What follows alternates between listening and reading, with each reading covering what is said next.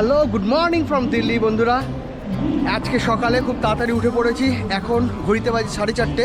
আমরা 4টে নাগাদ উঠে ফ্রেশ হয়ে বেরিয়ে পড়েছি। আজকের ডেস্টিনেশন কিন্তু আমাদের আগ্রা। আমাদের ট্রেন 5টা 15-তে। আমরা চলে এসেছি দিল্লি স্টেশনে। তো এবার এন্টার করব ভেতরে।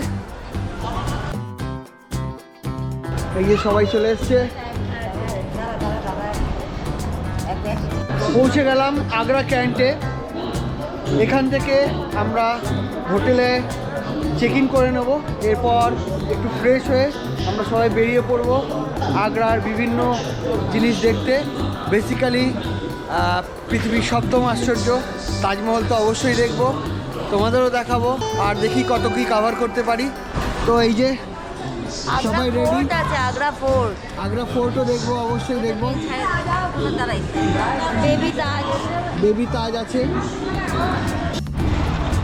এটা হলো আমাদের আগ্রার হোটেল কাঞ্চন ভিলা।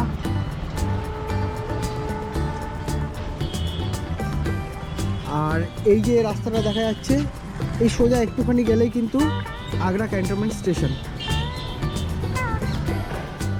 আমরা হোটেলে চেক ইন করে নিয়েছি হোটেল কাঞ্চন ভিলাতে। আমরা এই 2টো রুম নিয়েছি। রুমটা কিন্তু যথেষ্ট স্পেসিয়াসই রয়েছে। এটা হচ্ছে deluxe room, double bed, wardrobe রয়েছে, সোফা রয়েছে, টেবিল, এসি রয়েছে, এখানে একটা আয়না রয়েছে, টিভি তো কমন সব জায়গায় থাকে যেরকম অ্যাজ ইউজুয়াল।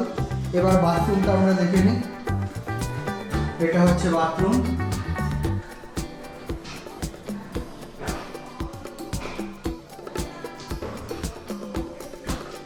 পরিষ্কার পরিচ্ছন্ন বাথরুম।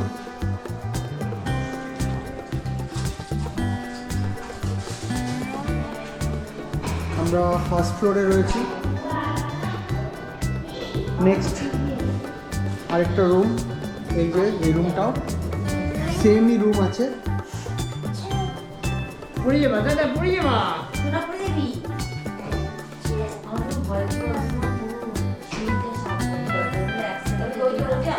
রুমটা কিন্তু অনেকটা বড়, দেখো অনেকটা বড়।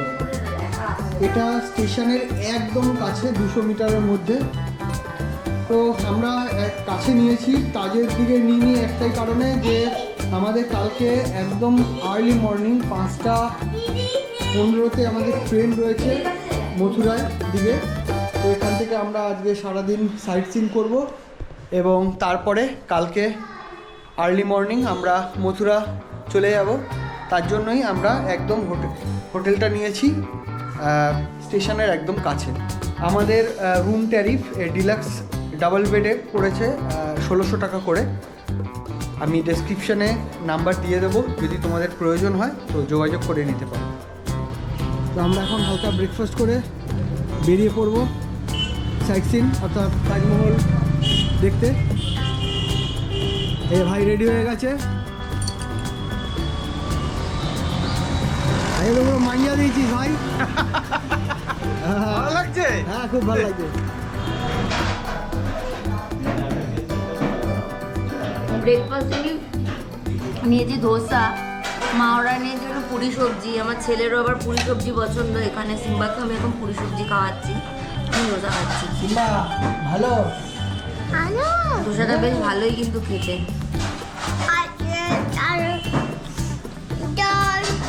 দেবো। আমরা প্রথমে যাচ্ছি আগ্রা ফোর্ট। এখান থেকে আমরা একটা অটো করে নিয়েছি, আমাদের পার হেড পড়লো 20 টাকা করে। আমি এখন দাঁড়িয়ে আছি আগ্রা ফোর্টের সামনে। এবার আমাদের এন্টার করতে হবে, এখান থেকে টিকিট কাটতে হবে। এগোনো যাক কাউন্টারের দিকে।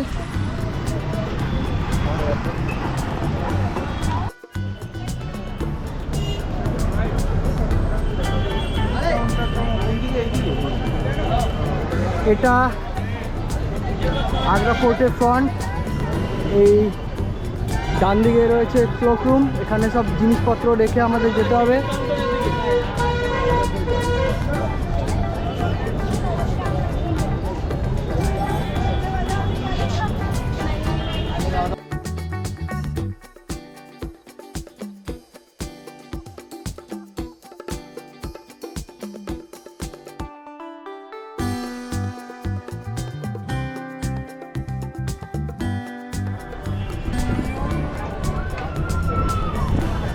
টিকিট কাটা হয়ে গেছে, পার হেড আমাদের 50 রুপিস করে পড়লো।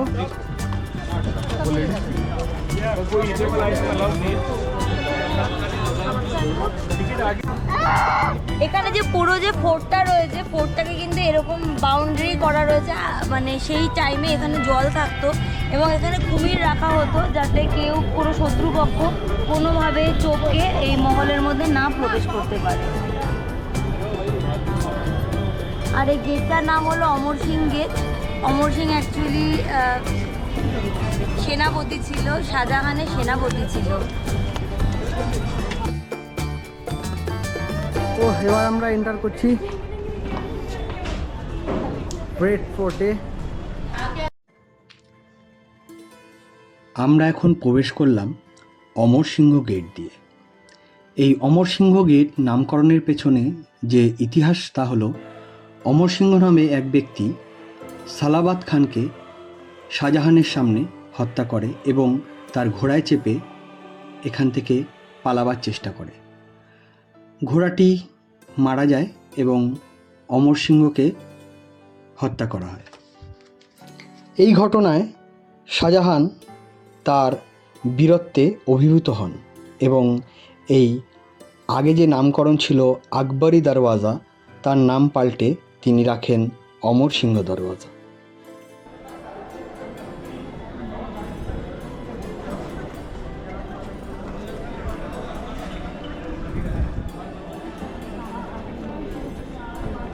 কেমন লাগছে বলো?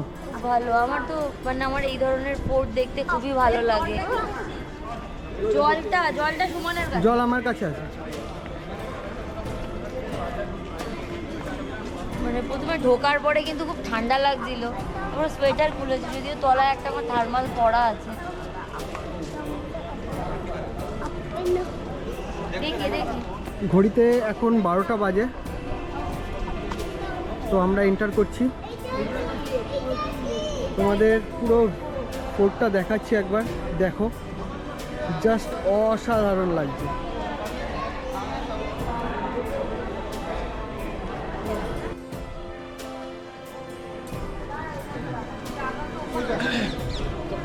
পুরো ফোর্টটা কিন্তু রেড স্যান্ডস্টোন দিয়ে তৈরি, বিশাল বিশাল স্যান্ডস্টোন রয়েছে, রেড দেখতে পাচ্ছ।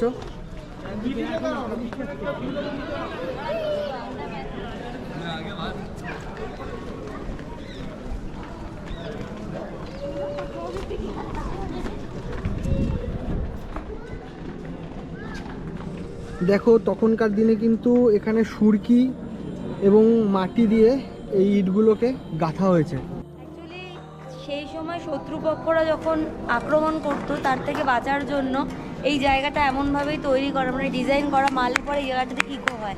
কতটা তোমরা বুঝতে পারছো আমি জানি না, বাট আর এই জায়গাটা হলো ঢাল, মানে ওপর থেকে পাথর মারা হতো নিচে যাতে চলে যায়, এবং এই দেয়ালটার পাশ দিয়ে ধরো শত্রুরা যদি এরকম দেয়ালে সাইড করে দাঁড়াতো, এই যে ওপরে দেখো রয়েছে এখনও, এখান থেকে গরম তেল ফেলা হতো যাতে তাদের গায়ে এসে পড়ে এবং তারা আবার মাঝখানে চলে আসে, যাতে মানে শত্রুরা কোনোভাবেই আক্রমণ না করতে পারে।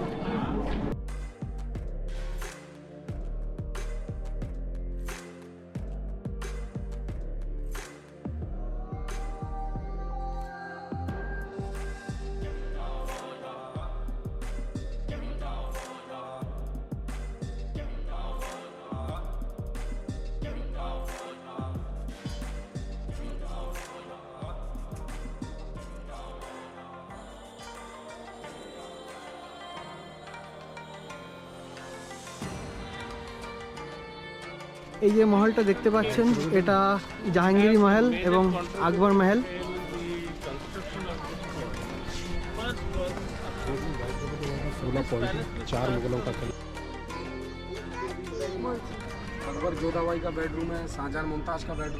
এটা হলো অ্যাকচুয়ালি জাহাঙ্গীর, মানে যখন ছোট ছিল তার নাম ছিল সেলিম, সে এই বাথটবটাতে স্নান করত। এটা অ্যাকচুয়ালি ভেতরে ছিল, এটা রিসেন্টলি বাইরে বের করা হয়েছে। 1565 সালে আকবর এটি স্থাপিত করেন। হুমায়ুনের রাজ্যাভিষেকও কিন্তু এখানেই হয়। এই কেল্লার আগে নাম ছিল লাল কিলা বা কিলাই আকবরী। বিভিন্ন সময় বিভিন্ন রাজবংশের দখলে কিন্তু এই কেল্লা চলে আসে। লোদি বংশ, মুঘল, সুরি, মারাঠা এবং অবশেষে ব্রিটিশ গভর্নমেন্টের কাছে আসে 1830 থেকে 1947 সাল পর্যন্ত। যতটা সম্ভব হচ্ছে পুরো ফোর্টটাই তোমাদের ঘুরে দেখানোর চেষ্টা করছি। অ্যাকচুয়ালি বিশাল বড় ফোর্ট। ওয়াও, জাস্ট দেখো বন্ধুরা কি অসাধারণ কাজ করা।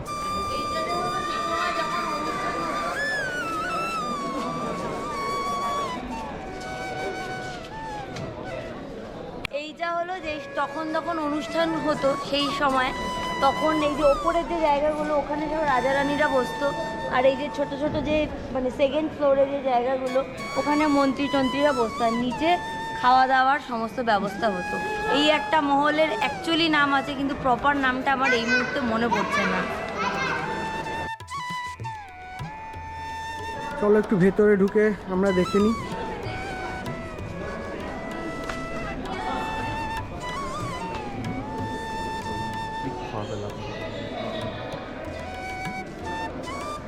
যতই দেখছি ততই কিন্তু বিস্মিত হচ্ছি। অসাধারণ কাজ, অসাধারণ। জাস্ট দেখো তখনকার দিনে কিন্তু শিল্পীদের হাতের কাজ।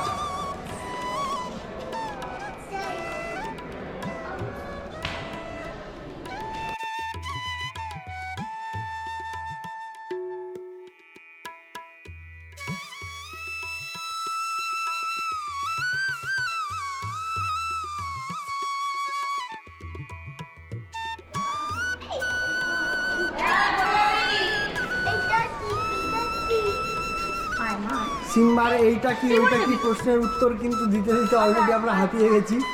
ওর কাছে কিন্তু সব কিছুই সব নতুন এবং কৌতূহলতাই অনেকই প্রবল। হয়তো ও এই হিস্টোরিক্যাল প্লেসের ইম্পর্টেন্স অত বুঝতে পারছে না, বাট ওর চোখে কিন্তু এটা যথেষ্ট ভালো লাগছে।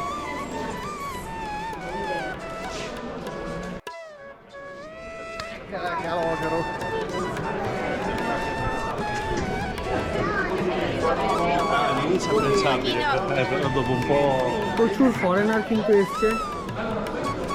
দিল্লিতে পাহাড়গঞ্জেও কিন্তু দেখেছি এবং এখানেও দেখতে পাচ্ছি। ভারতীয় সংস্কৃতির প্রতি কিন্তু তাদের অবগাধ টান বা কৌতূহল বলতে পারো। আমার প্রচণ্ডই ভালো লাগে, মানে যে কোনো এরকম মহল দেখতে আমার ভীষণ ভালো লাগে। আমি নিজেকে সেই জায়গাটার সাথে রিলেট করতে পারি, যেহেতু হিস্ট্রিতে পড়া ছিল।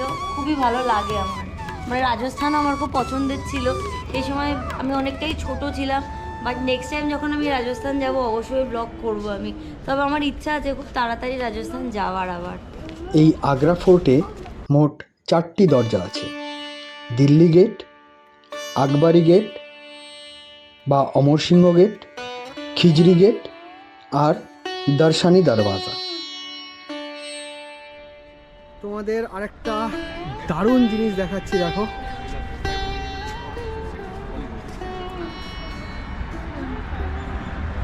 জানি না কতদূর দেখতে পাচ্ছ, ওই দূরে কিন্তু তাজমহল দেখা যাচ্ছে। অসাধারণ, অসাধারণ।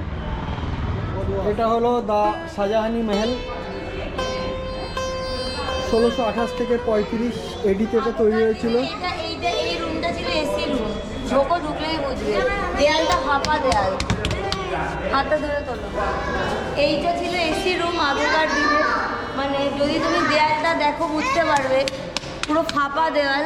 দুটো দেয়ালের মাঝখানে অ্যাকচুয়ালি জলের এখানে মানে যাতে জল সরবরাহ হয় সেরকম ব্যবস্থা ছিল, যাতে ঘরগুলো ঠান্ডা থাকে। গরমের দিনে তারা এখানে এসে থাকতো। বেসিক্যালি শাহজাহান, একদম শাহজাহানেরই এটা মহল।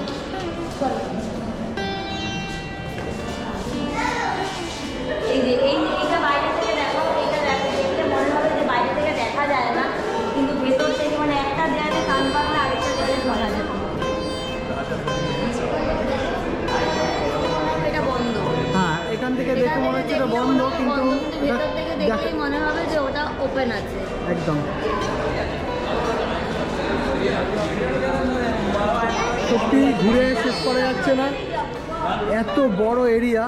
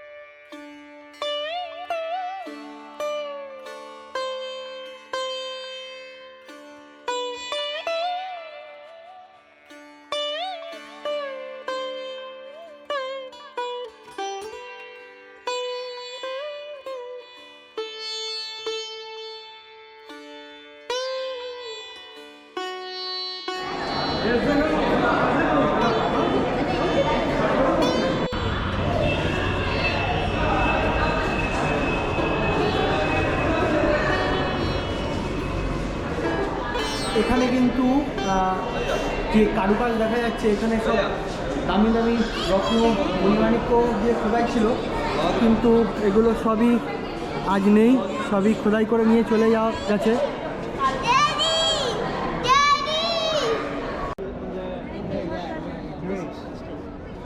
এখানে কেশর চাষ হতো, গোলাপ চাষ হতো, এগুলো চাষ হতো। এখানে তো হ্যাঁ, এখানে আর ওখানটাতে ফাউন্টেন ছিল, এখানেও ফাউন্টেন ছিল।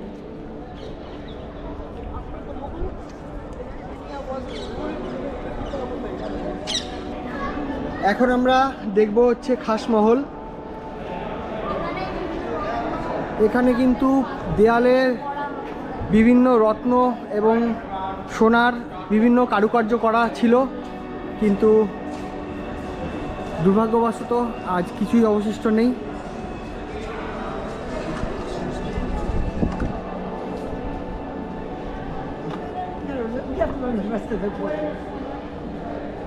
এখানে কিন্তু ফাউন্টেন ছিল, দেখতে পাচ্ছ।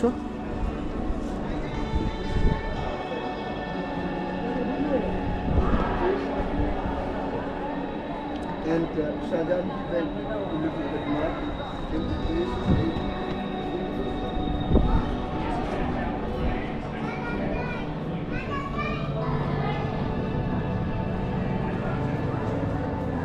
কেমন লাগছে বাবা ঘুরতে, বলো? আমার না ভালোই লাগছে। এখানে যুদ্ধ হতো, রানীরা সব উপর থেকে দেখতো, কুস্তি হতো, দেখতো। আচ্ছা,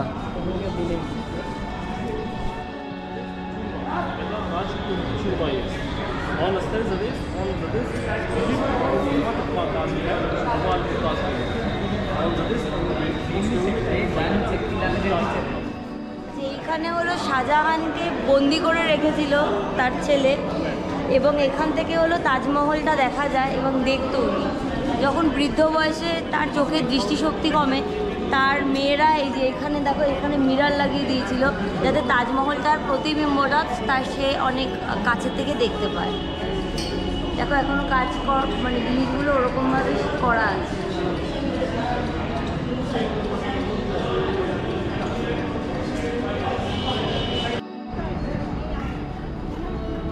আমরা চলে এসেছি তাজমহলের সামনে।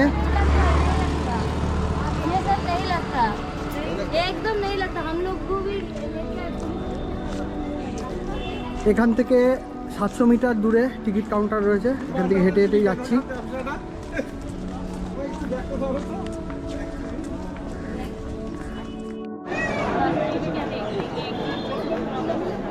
এটা হচ্ছে টিকিট কাউন্টার, এখান থেকে টিকিট কালেক্ট করতে হবে।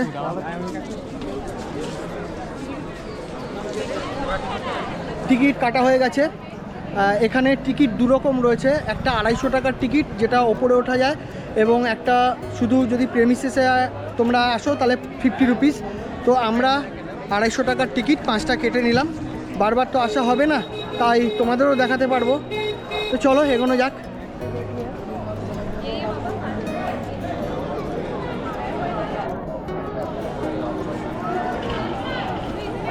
চেকিং করার পর এবার আমরা ভেতরে যাব।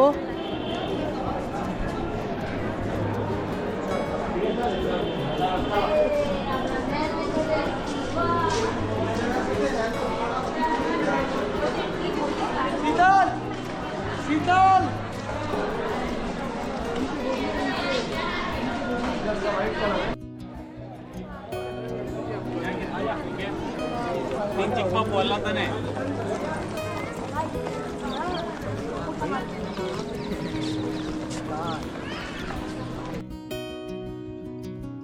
আজ চলে এসেছি তাজমহল দেখতে। মুঘল সম্রাট শাহজাহান তার স্ত্রী আরজুমান্দ বানু বেগম, যিনি মুমতাজ মহল নামে পরিচিত, তার স্মৃতির উদ্দেশ্যে এই অপূর্ব সৌধটি নির্মাণ করেন। সৌধটির নির্মাণ শুরু হয়েছিল 1632 খ্রিস্টাব্দে, যা শেষ হয়েছিল 1653 খ্রিস্টাব্দে। তাজমহলকে মুঘল স্থাপত্যশৈলীর এক অনন্য নিদর্শন হিসাবে মনে করা হয়, যার নির্মাণ শৈলীতে আছে পারস্য, তুরস্ক, ভারতীয় এবং ইসলামী স্থাপত্য শিল্পের মেলবন্ধন। যদিও সাদা মার্বেলের গম্বুজাকৃতি রাজকীয় সমাধিটি বেশি সমাদৃত, তবুও তাজমহল আসলে কিন্তু সামগ্রিকভাবে একটি জটিল অখণ্ড স্থাপত্য। কেমন এক্সপিরিয়েন্স? ফার্স্ট টাইম তাজ দেখছো? কথাই তো বেরোচ্ছে না তোমার মুখ দিয়ে। গলা ভেঙে গেছে, খুব ভালো। কেমন লাগছে মা? খুব ভালো লাগছে, তোমরা সবাই এসে দেখো, আর তোমাদের খুব ভালো লাগবে। পাবলিক পয়সা খরচা করে সাজা করেছে, পাবলিককে দেওয়ালা দিয়ে নাম করে নিয়েছে তাজমহলের।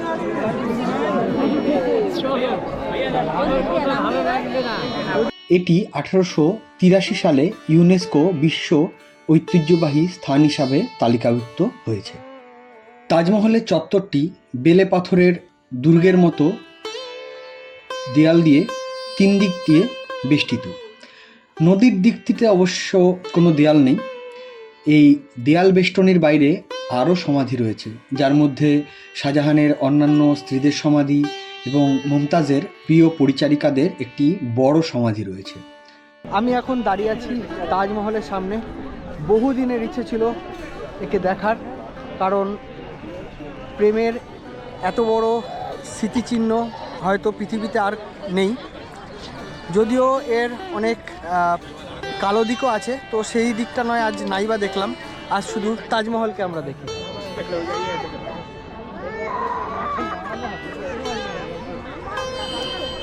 এই তাজমহল আগ্রা শহরের দক্ষিণাংশের একটি জমিতে তৈরি হয়েছিল, যার মালিক ছিলেন মহারাজা জয়সিংহ। শাহজাহান তাকে আগ্রার মধ্যেখানে একটা বিশাল প্রাসাদ দেওয়ার বদলে এই জমিটি নেন। তাজমহলের কাজ শুরু হয় সমাধির ভিত্তিপ্রস্তর স্থাপনের মাধ্যমে। প্রায় 3 একর জায়গাকে খনন করে তাকে আলগা মাটি ফেলা হয় নদীর খনন কমানোর জন্য। সম্পূর্ণ এলাকাটাকে নদীর পাড় থেকে প্রায় 50 মিটার উঁচু করা হয়। তাজমহল 55 মিটার লম্বা। সমাধিটি নিজের ব্যাস হচ্ছে 18 মিটার এবং উচ্চতা হচ্ছে 24 মিটার।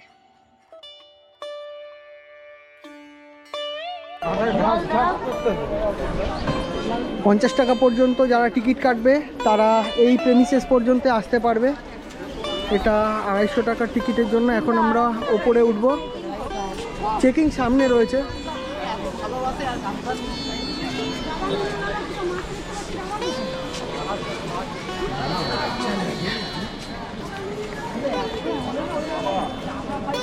দেখে কিন্তু শুধু একটাই কথা মনে পড়ছে, হুজুর বাহার তাজ বলে। অসাধারণ।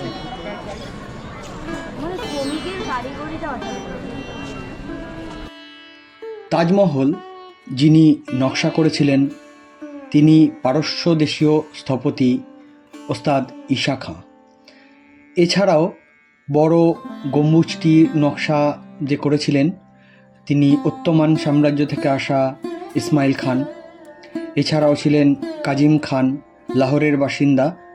বড় গম্বুজের চূড়ায় যে স্বর্ণের দণ্ডটি ছিল সেটা তিনি গড়েছিলেন। এবং এছাড়াও ছিল চিরঞ্জি লাল, একজন পাথর খোদাইকারক, যিনি দিল্লি থেকে এসেছিলেন। তাজমহল সম্পূর্ণ হতে সময় লেগেছিল প্রায় 22 বছর এবং তৎকালীন খরচা হয়েছিল আনুমানিক 22 মিলিয়ন রুপি। আমরা এরপরে আস্তে আস্তে ভেতরে এন্টার করব। ভেতরে ক্যামেরা অ্যালাউ নেই, ফটোগ্রাফি ভিডিওগ্রাফি কোনোটাই। তাই যতটুকু সম্ভব পারবো দেখানোর চেষ্টা করছি।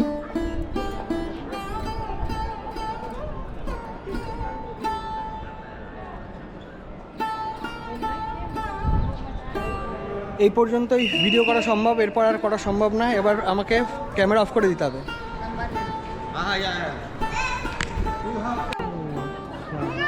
এটা হচ্ছে যমুনা নদী।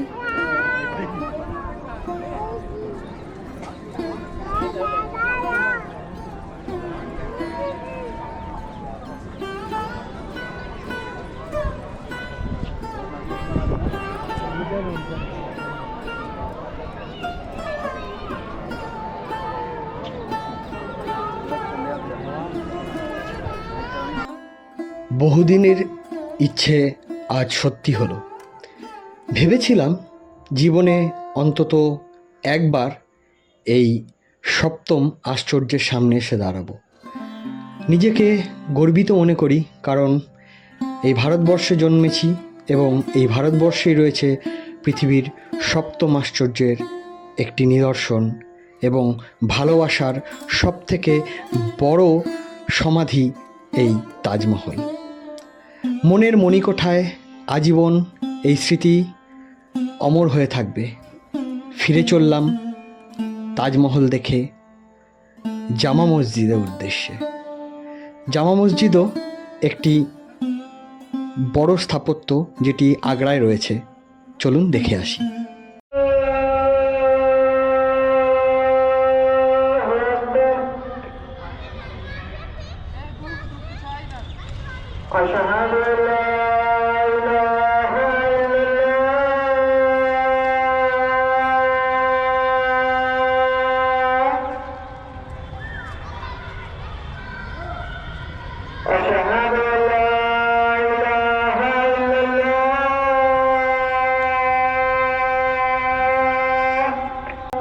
আগ্রা এসছি আর জামা মসজিদে আসবো না সেটা কখনোই হয় না। তো আমরা চলে এসেছি সবাই মিলে জামা মসজিদে।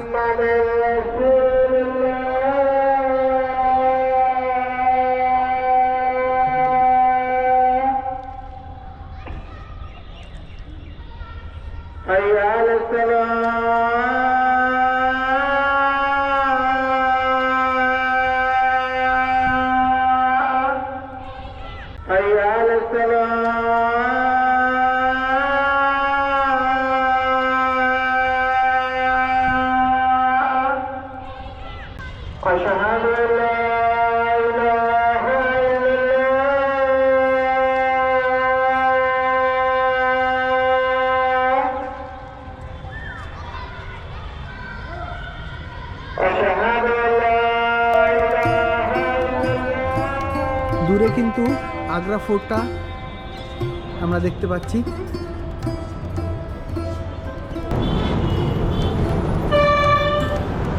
আগ্রা যে পুরনো শহর সেটা কিন্তু আশপাশে বাড়ি ঘর দেখলেই বোঝা যাচ্ছে। দারুণ কিন্তু একটা নস্টালজিক ব্যাপার লাগছে।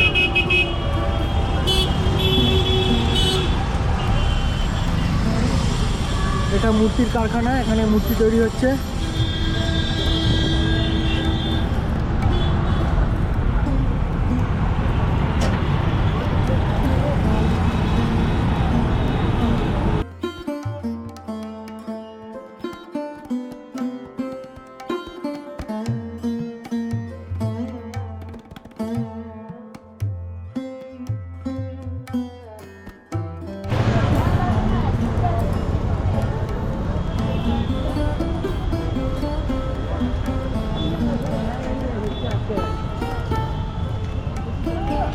এখান থেকে 30 রুপিস করে আমরা টিকিট কেটে নিলাম। তো এবার আমরা এন্টার করব ভেতরে। পরন্ত বিকেলে আমরা এসে পৌঁছেছি ইতমাদুল্লাহ অর্থাৎ বেবি তাজের সামনে। তাজমহলটাও দেখতে যতটা ভালো লেগেছে, ওটা তো একদম তখন হার্শ লাইট ছিল, কিন্তু এইটা এখন একদম যখন সান ডাউন হচ্ছে, এটা কিন্তু দেখতে ভালো লাগবে। তাজমহলটা দেখতে খুবই ভালো লেগেছে, কিন্তু সত্যি খুব কষ্ট হয়েছে। প্রচণ্ড মানে টেম্পারেচার ছিল, রোদের গরম লাগছিল ভীষণ, তার জন্য একটু কষ্ট হয়েছে, কিন্তু সমস্ত কষ্ট হলো সার্থক হয়ে গেছে মানে ওখানের কাজ দেখে। তাহলে চলো ইতমাদুল্লাহটা তোমাদের দেখাই। সবার আগে দেখো হলো স্কুইরেল আছে, এখানে মাংকি আছে।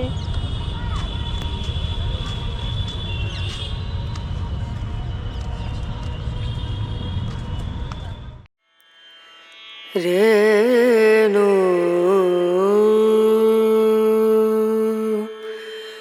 রেনা রেনা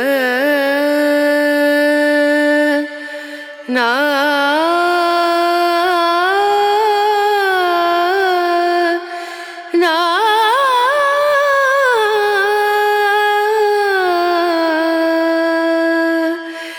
রেনু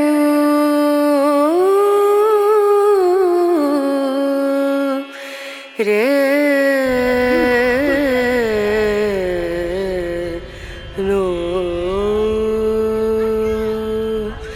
dim dum da na da dim da na na dim dum da na da dim da na dim dum da na dim dum da na da dim da na da ni da da ni da। এই ইতমাদ-দৌল্লা সমাধিটি তৈরি করেন মুঘল সম্রাট জাহাঙ্গীরের বেগম নূরজাহান। এই মার্বেলের তৈরি সমাধিটি নূরজাহান উৎসর্গ করেন তার বাবা মির্জা গিয়াস বেগকে।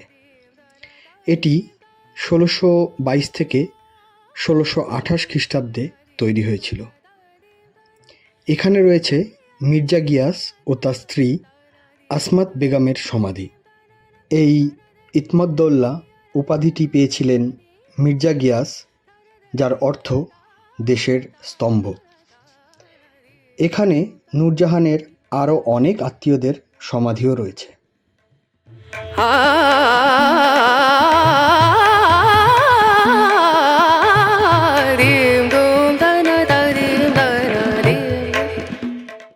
এটি মুঘল সমাধির গম্বুজবিহীন এক মাস্টারপিস। এটি সাদা মার্বেল দ্বারা তৈরি প্রথম সমাধি। এর আগে যত সমাধি তৈরি হয়েছিল সেটি কিন্তু লাল পাথর দিয়ে। মনে করা হয় এই ইতমাদ-দৌল্লার সমাধি হলো তাজমহলের নকশার আদি খসড়া। ইতমাদ-দৌল্লা বা বেবি তাজ কিন্তু সন্ধ্যে 6টায় বন্ধ হয়ে যায়। এই আমরা বেরোলাম, গেট কিন্তু বন্ধ হয়ে গেছে।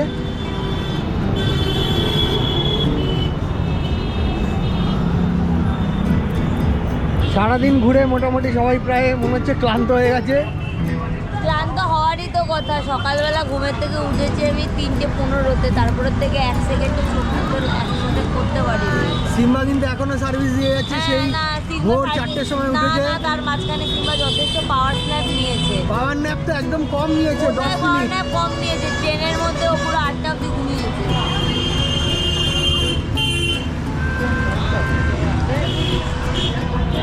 এখন বেবি তাজ দেখে একটু চা খেয়ে নিচ্ছি, এরপরে ফিরে যাব একটু ফ্রেশ হতে হোটেলে। তারপর দেখা যাক, দেখতেই পারবে কি করব। তো সঙ্গে থাকো আর দেখতে থাকো ডিজিটাল খাবার। একটু ফ্রেশ হয়ে হোটেল থেকে আমরা বেরিয়ে পড়েছি।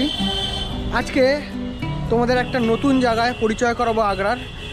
সবাই আগ্রায় আসে তাজমহল দেখতে, তাজমহল দেখে, ফতেপুর সিক্রি দেখে।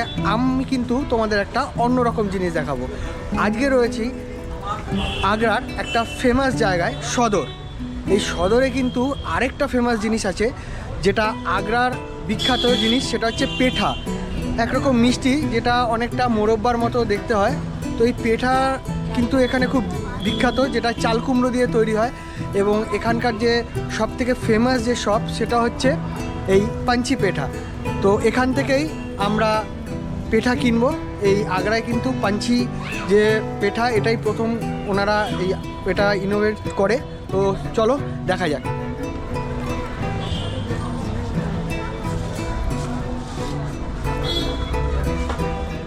এখানে কিন্তু অনেক রকম পেঠা রয়েছে, তোমরা দেখো। কেসার পেঠা রয়েছে, সাদা পেঠা রয়েছে, পান পেঠা রয়েছে, ঠিক আছে, বিভিন্ন টাইপের পেঠা রয়েছে। তো আমরা এখান থেকে কিছু চুজ করব, জিজ্ঞেস করে নেবো এখানে ভালো কোনগুলো খেতে। তো সেই অনুযায়ী আমরা কিছু কেনাকাটা করবো এখান থেকে। मैम सबसे अच्छा पेठा कौन सा होगा खाने में?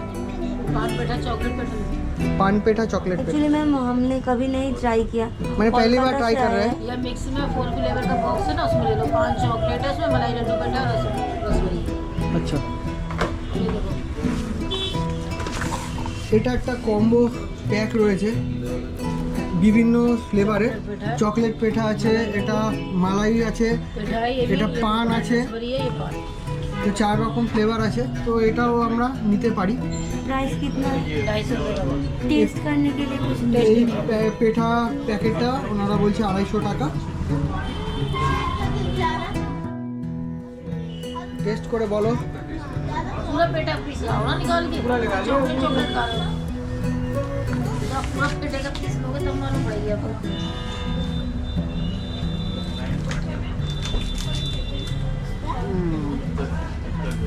नीचे मोरब्बाটা নিচে। আচ্ছা, ये पेठा है। এটা চকলেট ওপরে কোটিং করা রয়েছে আর নিচে কিন্তু মোরব্বা রয়েছে। তো টেস্ট করে বলো কিরকম খেতে। ভালো, এটা ডিফারেন্ট। আমার এমনিও মোরব্বা খেতে খুবই ভালো লাগে। ওপরে একটা চকলেটের একটা কোটিং রয়েছে। এটাই হচ্ছে অরিজিনাল শপ। তোমরা যদি কখনো এই সদরে আসো, এই যে হোটেল পাওয়ান এর নিচেই কিন্তু এই অরিজিনাল পাঞ্চি পেঠার শপ রয়েছে। তো চলো আর একটু ঘুরে দেখিয়ে আসি এদিক ওদিক। এই জায়গাটা কিন্তু প্রচণ্ড জমজমাট, তোমাদের অনেক জায়গার কথা মনে পড়ে যাবে। সাপোজ তোমরা যদি গ্যাংটক গিয়ে থাকো, তো গ্যাংটকে এমজি মার্ট যেরকম জমজমাট, এই জায়গাটাও কিন্তু ওরকমই লাগছে।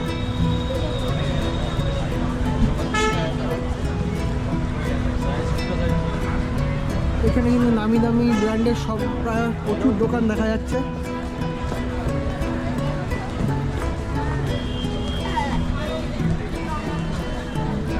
প্রচণ্ড জমজমাট, পুরো আমাদের এসপ্ল্যানেডের মতো। দেখো এই রাস্তাটা পুরো কিন্তু পুরো ফুড একটা লেন।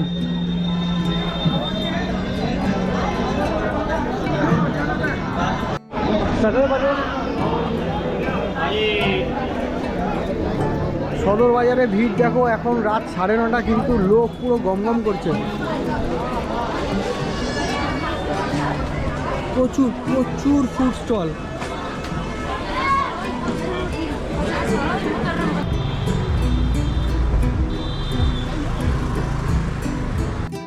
এখানে একটা জুতোর কিন্তু বড় মার্কেট রয়েছে। দেখো এখানে প্রচুর দোকান রয়েছে জুতোর।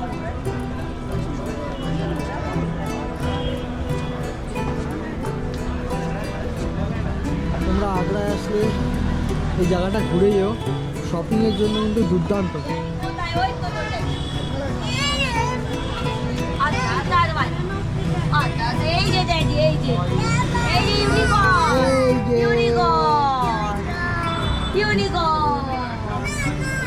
সারাদিন ঘোরার পর ফিরে আসলাম হোটেলে।